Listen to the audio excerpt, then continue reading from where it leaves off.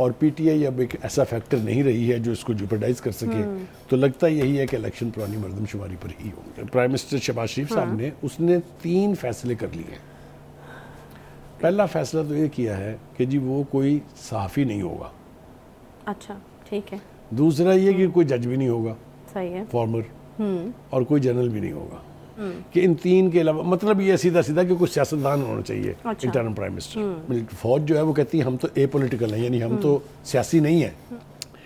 अब दूसरी बात यह है कि इस इलेक्शन के साथ और बहुत सारी चीज़ें जुड़ी हुई हैं ना। मसलन मिसाल के तौर पे ये जुड़ा हुआ है कि इंटरिम गवर्नमेंट जो है उसके ऊपर कंसेंसस है या नहीं है। सही है। पहली कोशिश की गई दुबई की जो मुलाकात थी उसमें के जो निगरान सेटअप है उसके ऊपर कोई बेसिक अंडरस्टैंडिंग हो जाए। ठीक है।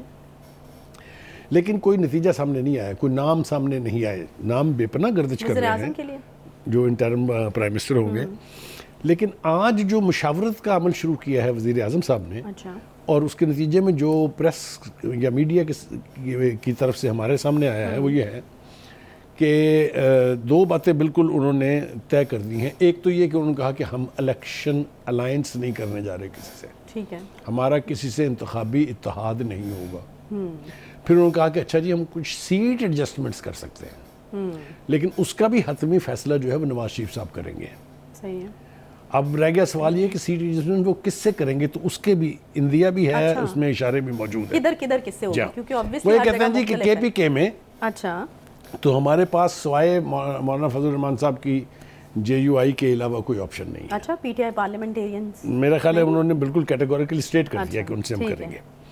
दूसरी बात यह है कि आएंगे उस पर भी जो आप छेड़ रही हैं। हाँ। दूसरी बात यह कि उन्होंने कहा कि जी सिंध में भी हम पीपल्स पार्टी से नहीं करेंगे। अच्छा, हम जीडीए से करेंगे जो ग्रैंड डेमोक्रेटिक अलायंस है। अब इतनी दूरियां? हाँ, मतलब ये कुछ लग रहा है कि कुछ ना कुछ है इसके अंदर भी। इसलिए कि पहला ख्याल ये था कि पीपल्स पार्टी के साथ सीट एडजस्टमेंट होगी पंजाब में, और आपको याद होगा जरदारी साहब ने 5 नाम भी दे दिए थे कि इनके खिलाफ तो आप कैंडिडेट भी खड़ा नहीं करेंगे। तो लग रहा है कि ये बात उससे ज़रा थोड़ी सी खिसक रही है। हाँ। दूसरी बात जो इस हवाले से हमें करनी चाहिए वो ये है कि ये जो नई मरदमशुमारी हुई है उसमें पंजाब की 6 सीटें जो हैं वो बलूचिस्तान को मिल रही हैं। अच्छा, ये तो लिहाजा मुस्लिम लीग के लिए ये बहुत बड़ी कंसिडरेशन है। अच्छा, वो कभी भी नहीं चाहेंगे कि उनकी सीटें जो हैं, क्योंकि पंजाब में तो वो समझते हैं ना हमारा गढ़ है। तो एक ये भी वजह है, और तीसरी और चौथी वजह जो है वो एक तो एमक्यूएम है, एक पीपल्स पार्टी है, एक नून लीग है। फाटा में भी लोगों का ख्याल ये है, वहाँ की जो लीडरशिप है, कि हमारी गिनती भी पूरी नहीं हुई है, हमारे लोगों को बहुत कम दिखाया गया है। अच्छा, तो ये बहुत सारी वजूहात हैं जिसकी वजह से पुरानी ही मरदमशुमारी मेरे ख्याल से चलेगी। नई के ऊपर मुझे बात बनती दिखाई नहीं दे रही है। अच्छा जी, अब हम बात कर रहे थे कि इंटरिम सेटअप जो है उसका क्या नतीजा निकलेगा। तो जो मुशावरत शुरू की है प्राइम मिनिस्टर शहबाज शरीफ साहब ने, उसने 3 फैसले कर लिए। पहला फैसला तो ये किया है कि जी वो कोई सहाफ़ी नहीं होगा। अच्छा, ठीक है। दूसरा ये कि कोई जज भी नहीं होगा, सही है, फॉर्मर, और कोई जनरल भी नहीं होगा। इस पे सबका कंसेंसस है। इसके ऊपर कम से कम उनकी मुशावरत जिन लोगों से हुई है, ठीक है, जो उसमें पीडीएम की जमात शामिल है, उसमें इसके ऊपर कंसेंसस है कि इन 3 के अलावा, मतलब ये सीधा सीधा कि कुछ सियासतदान होना चाहिए। अच्छा। इंटरिम प्राइम मिनिस्टर, ठीक है जी। तो अब देखना यह है कि ये ऊँट अब अल्टीमेटली किस करवट बैठेगा। उसके बाद वो यानी मुशावरत करेंगे, जब इनसे हो जाएगी इत्तेहादियों से मुशावरत, तो फिर वो मुशावरत करेंगे लीडर ऑफ द अपोजिशन से, which happens to be Raja Riaz in the national assembly. ठीक है, आपके सामने पीटीआई के जो वो अरकान जिन्होंने इस्तीफे नहीं दिए थे, उनकी वो क़यादत कर रहे हैं। सब स्मूथ होगा क्योंकि आजकल इनकी बन नहीं रही कुछ, हम देख रहे हैं। तो आपको लगता है कि प्रोसेस स्मूथ होगा? इनका अब टाइम बताएगा, लेकिन इसका एक अहम एस्पेक्ट जो रह गया है उसके ऊपर गुफ्तगू ना की तो प्रोड्यूसर साहब तो जो कुछ कहेंगे ही। अच्छा, वो ये है, मेरे ख्याल में आप बात करना चाह रहे हैं वो जो शहबाज शरीफ साहब ने एक स्टेटमेंट दिया। मैं ये बात करना चाह रहा हूँ कि असेंबली कब टूटेगी। तो वो शहबाज शरीफ साहब ने उसी पे उन्होंने जो कह दिया है उसके साथ एक इंटरप्रिटेशन ये है, अच्छा, कि जनाब दैट मीन्स कि वो जो एक जमहूरियत का तसलसल था कि 2013 की असेंबली 2018 बनी, 2018 की फिर ये अब बनने जा रही थी, लेकिन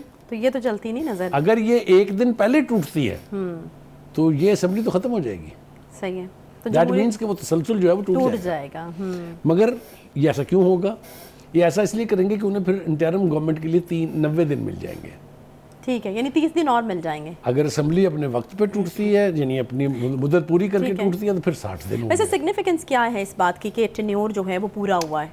मतलब आप 30 दिन के लिए अगर उसको खातिर में नहीं ला रहे। हाँ। क्योंकि माजी में जमहूरियत की बसात लपेटी मिलिट्री डिक्टेटर्स ने, जो मिलिट्री इंटरवेंशंस हुई 3 दफ़ा। इस दफ़ा ख्याल ये था कि अब चूंकि फौज जो है वो कहती है हम तो एपॉलिटिकल हैं, यानी हम तो सियासी नहीं हैं, तो इस असम्बली की कंटिन्यूटी जारी रहती तो ज़रा ज़्यादा बेहतर था। हाँ। मेरे ख्याल से इसको ऐसे कह लेना चाहिए। लेकिन अगर अपने वक्ती मुफाद के लिए या छोटी सी कंसिडरेशन के लिए आप इसको चंद दिन पहले तोड़ के 90 दिन लेना चाह रहे हैं इंटरिम गवर्नमेंट के लिए, वो आपकी मर्जी है। लेकिन ये क्या कर लेना 30 दिन में, क्या और चीज़ें हो सकती हैं? मतलब देखें, अगर तो इसका ताल्लुक मनूवरिंग से है फिर तो 30 दिन बहुत होते हैं। अच्छा, ठीक है जी। तो ये है सूरत हाल जनाब आज एज ऑफ टुडे। और भी कुछ फैक्टर्स होंगे, आपने तो कह ही दिया कि बस अगर इसका ताल्लुक मैनूवरिंग से है तो ऐसा लगेगा कि ये करने की कोशिश की जा रही है। देखिए, माजी में अगर आप पीछे जरा माजी के झरोकों में झांकें तो आपको पता चल जाएगा 30 दिन कितने क्रूशल हो सकते हैं। हाँ, नहीं तो बुखारी से नई मरदमशुमारी पे के लिए वक्त नहीं बढ़ाया जा सकता, लेकिन ये वाले 30 दिन इस तरह से देखिए, मरदमशुमारी तो हुई है, उसके ऊपर रिजर्वेशंस हैं।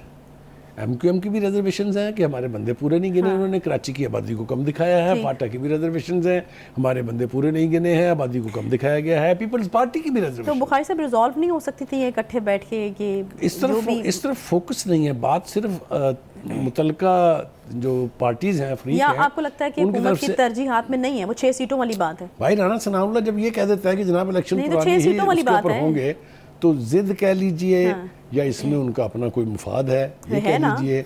जो भी है, जिस भी एंगल से इसको आप देखें, वो ये है कि इलेक्शन मुझे पुरानी ही कॉन्स्टिट्यूंसीज के ऊपर और पुराने ही वोटर लिस्ट के ऊपर। और आपको लगता है कि इसमें कोई मसला भी नहीं होगा क्योंकि 2 बड़ी जमातों का इत्तेफाक है इसके ऊपर के पुरानी पे हो जाएं, दोनों के हक में जाता होगा ऑब्वियसली। हाँ, बज़ाहिर जो है वो यही लगता है कि अगर 2 मेन स्टेक होल्डर इसके ऊपर राजी हैं और PTI अब एक ऐसा फैक्टर नहीं रही है जो इसको जुपरडाइज कर सके, तो लगता यही है कि इलेक्शन पुरानी मरदमशुमारी पर ही होंगे।